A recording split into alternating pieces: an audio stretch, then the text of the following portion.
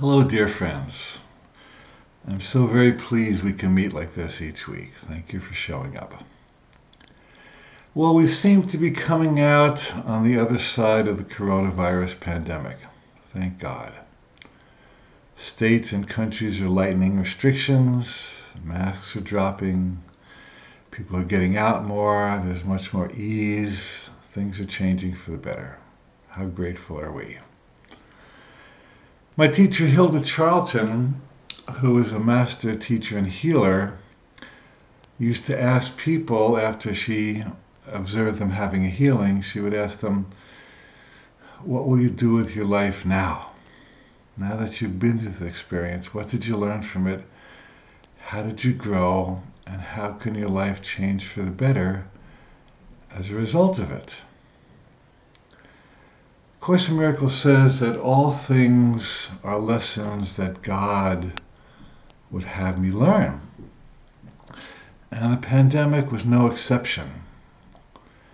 There were major lessons that we all got to glean from this dark experience. Some people learned to turn the darkness into light by using it for spiritual advancement. People got to stay home with our families in ways that we would not have otherwise and really enjoy our familiar connections. People got to work from home instead of driving through traffic and perhaps going to a toxic work environment. We saw major changes in the environment briefly. Satellite photographs showed that the dark clouds over cities in China had been alleviated and people were seeing blue skies for the first time in a long time. People in India were seeing the Himalayas from a distance of 100 miles for the first time in a long time. People were learning to connect via Zoom, and we're learning that it's not where our bodies are that's important, it's where our spirits are.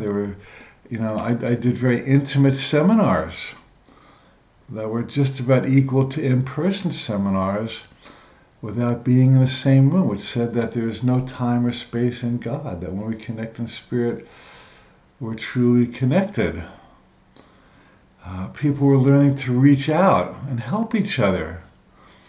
Some people went to the bank and gave out cash to people standing in line waiting for public assistance.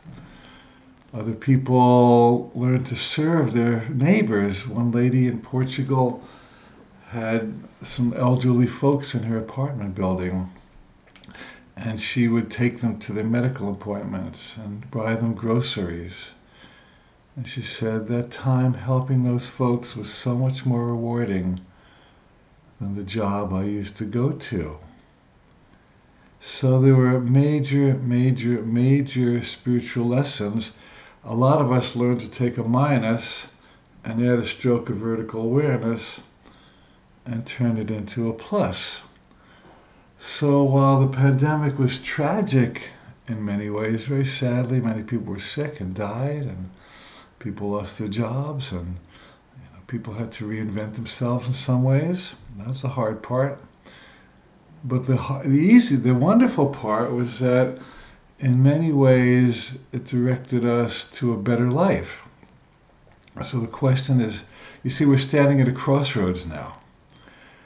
Will we be tempted to return to the old way of doing things, which in many ways was painful and stressful and divisive? Or will we rise to a new way of doing things, which is more easeful and more connected and more loving?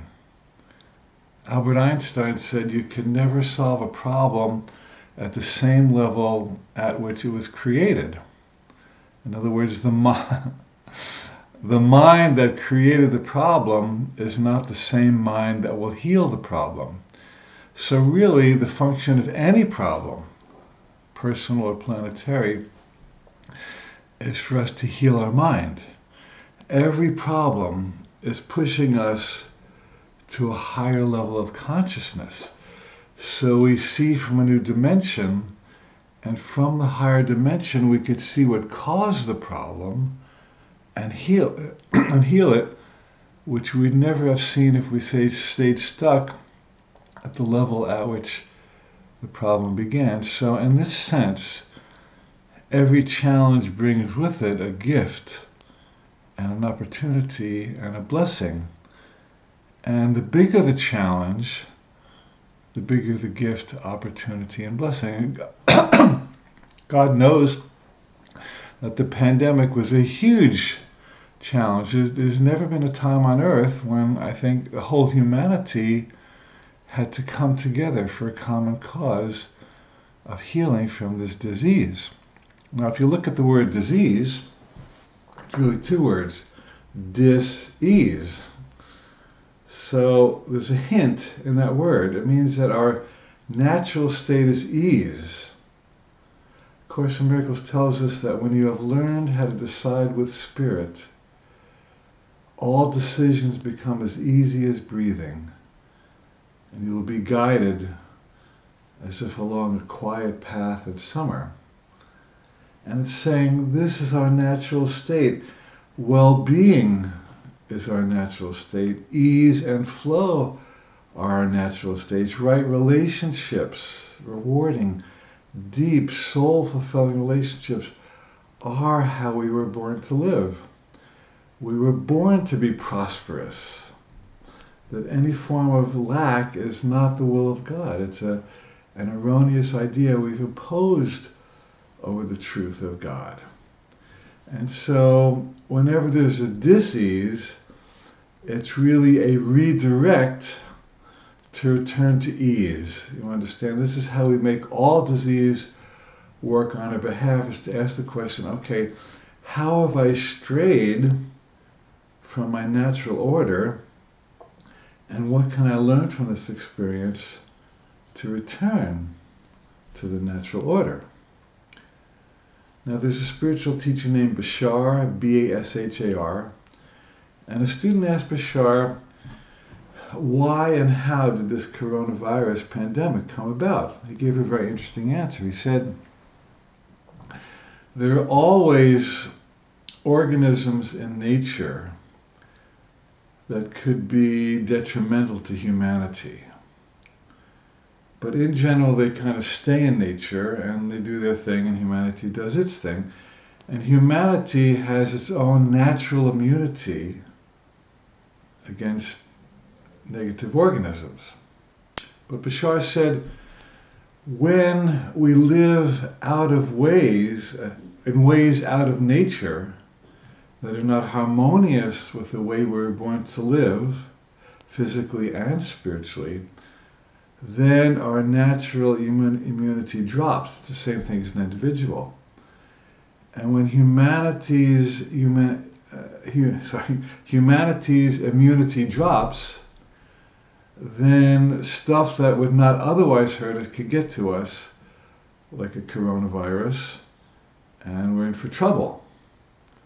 So what he was saying is that the answer to coronavirus and any potential future hazard is to raise our immunity so that we cannot be hurt by things that otherwise would not be able to hurt us. So there's a huge lesson in this, because it's saying that it's a redirect to our natural state. That's all the coronavirus will. I mean, there are many levels to it, but the basic lesson is humanity, wake up. You have stepped away from how you were born to live. Time to get your head on straight and return. So it's a good thing in a way, because it's reminding us who we really are. I used to work in organic gardens, and we would study how to keep diseases and pests out of the garden organically. And the books and experts would always give various solutions for getting bugs and various diseases out. You put this herb on, and you put out beer that catches slugs, and on and on and on. But all these experts would always come around to the same conclusion. And they would say, if you are growing your plant in healthy, nutritious soil, the plant will have a natural immunity to bugs and pests. And that's why you want to put organic ingredients in soil. Don't put crappy stuff in that works against the plant. So what if this whole pandemic was a call for us to wake up, individually and collectively? So let's make this real personal now. How can you contribute to the new life that the pandemic was directing us to? We're at a crossroads. And here's the simple answer. Do what brings you life. Do what's natural and real and harmonious and integrity with you, regardless of what other people do. Live your life from inside out authentically. Spend time in nature. Be with the natural order of things. Get some massages. Play some music. Express your creative self. Feed your soul with good books and good music and good YouTubes and good seminars, good conversations. Hang out with people you love. You have every right to choose your friends and hang with people who support and love and empower you. Feed your soil and feed your soul. Just one letter difference. Isn't that interesting? Put yourself in environments that are healing and nourishing to you. Have some fun. Take some vacations. Go to seminars. You understand that when you live your highest life, you are raising yourself to a very high vibration and contributing to humanity energetically. Nikola Tesla, who is in my mind the greatest scientist who ever lived, said, the secret of the universe, if you want to understand the universe, understand energy, frequency, and vibration. Energy, frequency, and vibration. So when you raise your own personal frequency to the highest level possible, you are a radio station. You are emanating waves of light and joy and healing that bless everyone you touch, even everyone you think of. Then you get your MBU degree. You become a mobile blessing unit. One of my friends said, the highlight of my day is when I go out and I walk my dog in nature. And I said, when you are doing that, you are making your maximal contribution to humanity.